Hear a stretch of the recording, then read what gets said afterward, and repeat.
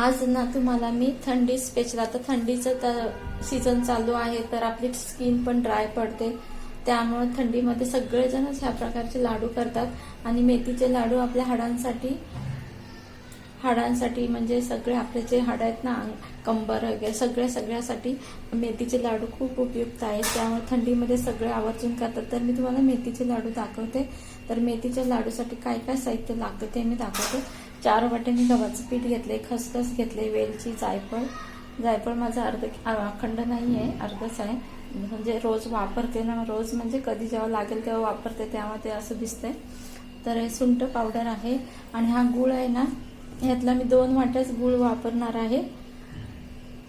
तर अर्धा गूळ मी ठेवणार आहे, कारण ना मला जेव्हा गूळ लागतो ना तेव्हा असं वेळी वगैरे घेऊन कापत बसावं लागतं, म्हणून मी सगळे पूर्ण ढेपच चिरून ठेवलेले आहे। आणि आता मला 2 वाट्या लागणार, मी तेवढाच गूळ वापरणार आहे लाडूसाठी। तर हे बघा इकडे काय काय साहित्य घेतलंय। माझा ना ओटा खूप लहान आहे, त्यामुळे इकडचं तिकडचं दिसतंय ना, सॉरी हा। सुक्या खोबऱ्याचे काप करून घेतले, बदाम घेतले, काजू घेतले आणि डिंक मी थोडा जास्त घेतलाय, 100 ग्रॅम डिंक घेतलाय। आणि खारीकची पावडर तुम्हाला पाहिजे असेल तर खारीकची पावडर घ्या। मी खारीकचे बघ असे खलबत्त्याच्या दांड्याने ठेचायच्या आणि त्यातल्या बिया काढायच्या आणि असे तुकडे करून घ्यायचे। आणि तूप आहे, तूप तर महत्त्वाचंच आहे, त्याशिवाय आपलं लाडूच बनणार नाही। आणि सगळ्यांना माझ्या चॅनलमध्ये सगळ्यांचं स्वागत आहे। हाय, हॅलो, नमस्कार, कसे आहात तुम्ही? सगळे मस्त, आम्ही पण मस्त। तर मेथीचे लाडू म्हणजे मेथी पाहिजेच ना। हे बघा मी लाईट लावते, आता तुम्हाला एकदम क्लिअर दिसेल। मेथीचे लाडू आहे तर मेथी पाहिजेच ना, तर ही मेथी थोडीशी मी भाजून घेतले। मेथी एकदम असा नैवेद्याची वाटी असते ना, ती अर्धी वाटी आहे आणि थोडीशी भाजून मिक्सरला रव्यासारखी करून घेतले आणि अर्धी वाटी तुपामध्ये भिजत घातले, कारण कडवटपणा कमी येण्यासाठी। हे बघा ह्यात मी अर्धीच मेथी घालणार आहे, कारण आई बोलते की ही मेथी जरा जास्तच होईल आणि कडू लाडू होतील आणि पोरं खाणार नाहीत कोण, त्यामुळे ह्यातली अर्धीच मेथी घालणार आहे। तर तुम्ही जसं तुमच्या लाडूचं प्रमाण असेल त्याप्रमाणे मेथी घाला। मी भिजवलेली मेथी आहे, खूप छान सुगंध येतोय ना, मस्त वाटतं वास। आता मी दाखवते तर मला वास येतोय एकदम छान भिजवलेली मेथी। आता एक एक करून सगळे जिन्नस आपल्याला भाजून घ्यायचे। पहिले बदाम घेते वाटून, बारीक गॅस करते कारण तूप तापले, जास्त गरम झाले।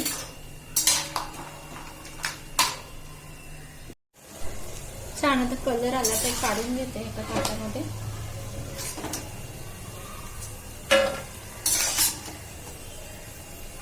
तूप निचळून घ्यायचं माझं थोडा करून डिंक आपल्याला दळून घ्यायचंय। छान फुलला ना की काढून घ्यायचंय, थोडंसं हलवायचं बघा अशा पद्धतीने आणि काढून घ्यायचं एका ताटामध्ये। डिंक, काजू बदाम आणि डिंक तळून झालाय। आता हे सगळं तळून घेते, खारीक, खोबरं वगैरे। तुम्ही याचं प्रमाण वाढवू पण शकता, कारण लाडू काही आपण नेहमी सारखं करत नाही, त्यामुळे खारीक आणि खोबरं तुम्ही जास्त वापरू शकता। मला थोडेच पाहिजेत म्हणून थोड्याच प्रमाणात करून दाखवते तुम्हाला।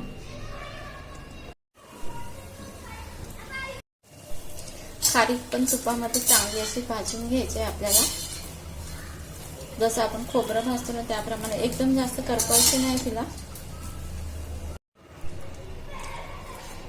खारीक भाजून झालेले आहे, तुम्ही बघू शकता, हे बघा खारीक भाजून झाले। आता थोडंसं तूप घालून गव्हाचं पीठ भाजून घेते।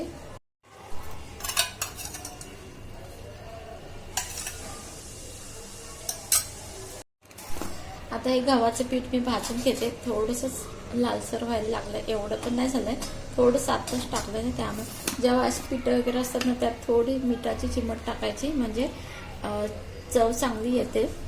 कारण जेव्हा अशी पिठं वगैरे टाकतो ना आपण, तेव्हा मीठ थोडं टाकायचं, जास्त नका टाकू, थोडंसं टाकायचं, फक्त चव आली पाहिजे ह्या पिठाला, गव्हाच्या पिठाला, मग आपले लाडू एकदम भारी लागते। खसखस भाजून घेते, थोडी अशी उडायला लागली ना की गॅस लगेच बंद करायचा आणि त्याच भांड्यामध्ये नाही ठेवायचे, नाहीतर खसखसचा जास्तच मग कलर बदलतो, म्हणजे करपल्यासारखे होते। सगळे जिन्नस भाजून झालेले आहेत, गव्हाचं पीठ भाजून झालंय, खारीक, खोबरं आणि हे डिंक, काजू बदाम वगैरे, खसखस पण भाजून झालेली आहे. आता हे तर सुंठ पावडर आणि वेलचीचे दाणे आहेत आणि जायफळ तर किसून घालते मी सगळं मिश्रण. आणि हे विसरून राहील माझं, खास करून ज्याचे आपण लाडू करतोय ना ते भिजवलेली मेथी. आता हे सगळं मी बारीक करून घेते. पहिलं खोबरं बारीक पहिलं काजू बदाम बारीक करून घेते, नंतर एक एक करून खोबरं, खारीक आणि डिंक बारीक करून घेते. खोबरं बारीक करून झाले, आता मी खारीक बारीक करून घेते. आता 3 वेळ आहे ना, खूप डास येत आहेत घरामध्ये. माझा नुसता सगळा पसारा झालाय आणि हात सगळे तेलकट आहेत, त्यामुळे आता किती काय केलं तर ते सगळीकडे सांडतच. मग आता सगळं बारीक केल्यानंतरच मी हे सगळं आता क्लीन करते. आता सगळं बारीक करून झालं तर डिंक बारीक करून घेते. सगळे जिन्नस भाजून दळून झालेत मिक्सरला, म्हणजे बारीक करून झालेत.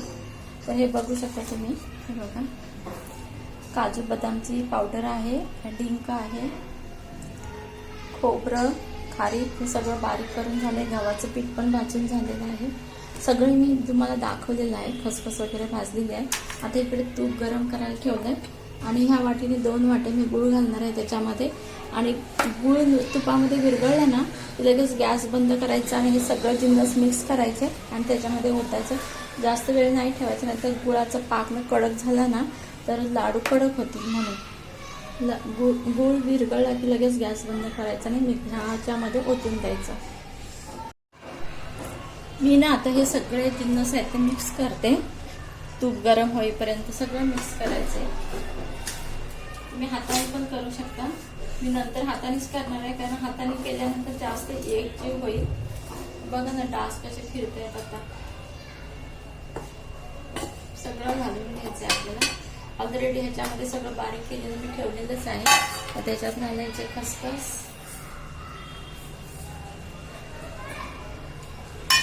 सुंठ पावडर, वेलचीचे मी दाणेच घालते आपण, कारण आमच्या घरातल्या तसेच आवडतात.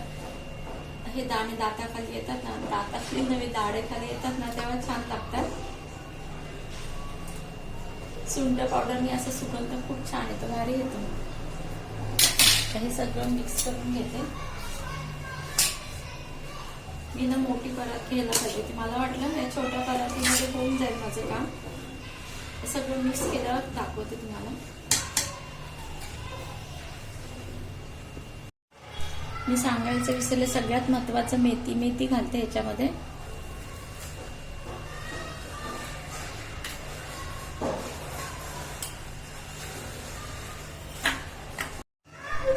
गुळाचा पाक तयार झालाय. कडक पण लगेच गॅस पण बंद केला. तुम्ही बघू शकता, बघा अशा पद्धतीने व्हायला पाहिजे, म्हणजे गुळ सगळं एकजीव झाला पाहिजे तुपामध्ये. आता मी ह्याच्यामध्ये ओतून घेते. मिश्रण सगळं एकजीव केलं. थोडं जायफळ पण किसून घातलं. हे बघा, मी दाखवलं नाही कारण माझ्या हातला तेलकट होते ना, त्यामुळे नाही दाखवलं मी. आता हे ओतून घेते याच्यावर.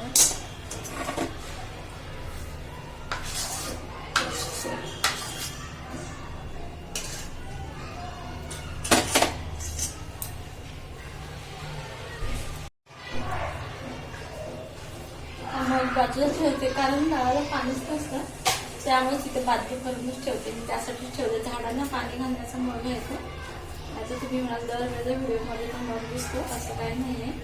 खराब नाही येतो, चांगलं आहे. आणि आता हे सगळं मिक्स करून घ्यायचं मिश्रण आपल्याला.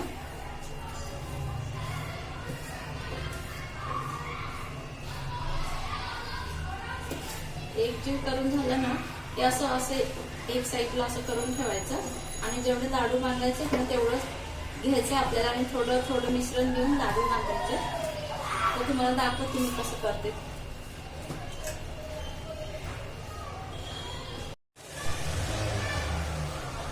हे बघा, अशा पद्धतीने सगळं मिक्स केलं तर असं एक साईडला लावून ठेवायचं असं.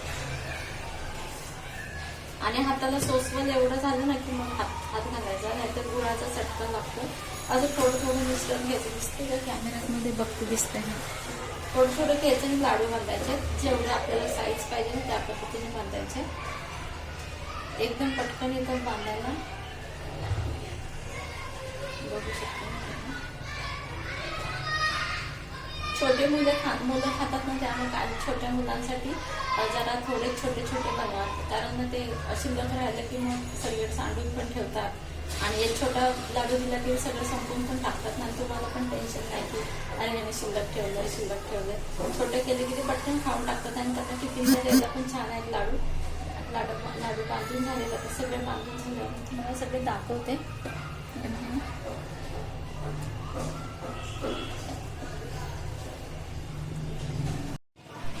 तुम्ही बघू शकता मेथीचे लाडू तयार करून झाले. हातात घेतल्यावर जडजड वाटतं एकदम. तर तुम्हाला कसे वाटले मेथीचे लाडू नक्की सांगा. तर या तुम्ही लाडू खायला. पहिला लाडू तुमच्या सगळ्यांसाठी. तर माझे मेथीचे लाडू कसे वाटले नक्की कमेंट्समध्ये सांगा. चला तर बाय, टेक केअर, सुखी राहा, आनंदी राहा आणि माझ्या चॅनलला सबस्क्राईब करायला विसरू नका, लाईक करायला विसरू नका. प्लीज मला सपोर्ट करा.